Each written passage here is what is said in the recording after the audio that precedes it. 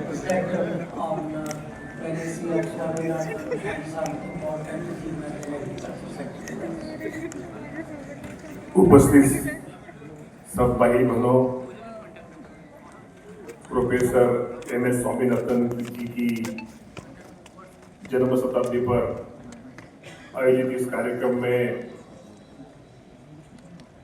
जिन्होंने अभी आपको स्पीच दिया वो तमिलनाडु के फाइनेंस मिनिस्टर वीरोतंगम तिरुनारायण जी, नीति आयोग के रमेश चंद्र जी, श्रीनिवास राव जी, मिस्टर टोको,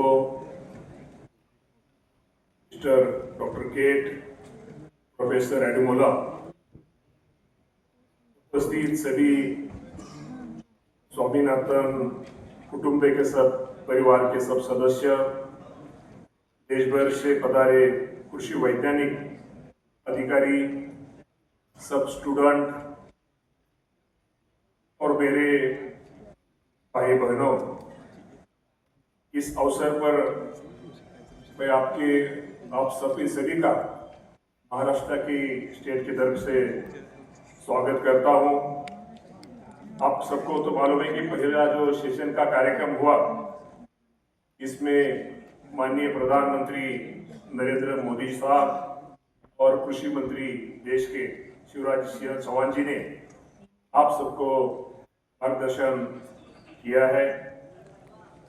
आज मुझे खुशी है कि मैं आज महाराष्ट्र राज्य का कृषि मंत्री दिल्ली के इस राष्ट्रीय मंच पर पहली बार उपस्थित हूँ। ये मेरे लिए केवल सम्मान की बात नहीं बल्कि महाराष्ट्र के लाखों किसानों की भावनाओं को आपके सामने रखने का गौरवपूर्ण अवसर भी आज है। Bharat Ratna professor MS. स्वामीनाथन जी की, जिन्होंने भारतीय कृषि की दिशा और बदल दी। Bharat Ratna professor MS. स्वामीनाथन ने न केवल एक महान वैज्ञानिक थे बल्कि वे हर किसानों के मन में उम्मीद का नाम बन चुके हैं। जब देश में खाद्य का संकट था तब उन्होंने अनाज उत्पादन को वैज्ञानिक तरीके से बढ़ाकर देश को आत्मनिर्भरता की ओर अग्रसर किया। हरित क्रांति का बीज उन्हीं के हाथों में बोया गया था, लेकिन उनका दृष्टिकोण उससे ही आगे था। वे कहते हैं कृषि में सफलता केवल उत्पादन से नहीं बल्कि किसान की गरिमा, पर्यावरण का संतुलन और सामाजिक न्याय की तय होती है। उनकी ये सोच आज भी हमारे लिए प्रेरणा है। महाराष्ट्र राज्य में हर प्रकार की खेती होती है। यहाँ बागवानी खेती भी है तो दूसरी ओर सलाइन ट्रैक से और सूखा प्रभावित क्षेत्र भी है। लेकिन सबसे बड़ा गर्व हमें इस बात का है कि हमारे किसान हर परिस्थिति में संघर्ष करते हैं, सीखते हैं और आगे बढ़ते हैं। महाराष्ट्र सरकार का लक्ष्य यह है कि किसानों को बेहतर गुणवत्ता वाले बीज, खाद और कीटनाशक मिले, नकली और घटिया उत्पादनों पर सख्त कार्रवाई हो और इस किसान तकनीक और जानकारी सीधे पहुंचे। इसलिए महाराष्ट्र सरकार ने माय एग्री AI नीति लागू की है। प्रोफेसर स्वामीनाथन जी मानते थे कि विज्ञान तभी सफल होता है जब वो सीधे खेत तक पहुंचता है। इसलिए महाराष्ट्र सरकार ने अभी खेतों में भी डिजिटल तकनीकों, मोबाइल ऐप और ऑन-फील्ड सेवाओं का विस्तार कर रही है ताकि किसानों की उनकी भाषा में सही समय पर सही जानकारी मिले। हमारा लक्ष्य है समय पर सहायता, सही सलाह और सशक्त किसान।